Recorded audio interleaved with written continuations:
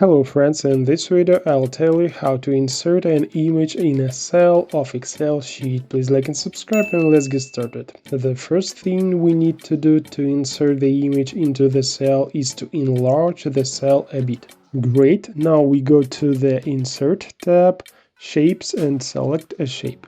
We can choose absolutely any shape, but since our cell is rectangular, we choose a rectangle. Before we draw a shape, we press and hold the Alt key. Now we click on the cell once, and then with the left mouse button we drag the corner of the drawn shape to the right and down so that it fills the entire cell. Great, as you can see, the shape has completely filled the entire cell. Now we need to insert an image instead of the blue fill. Click Shape Fill, then Picture, and select Insert from File. We find and select the image on the computer and click Insert.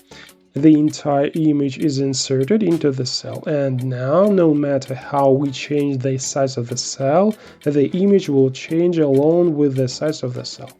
And that's it. Now in Automore.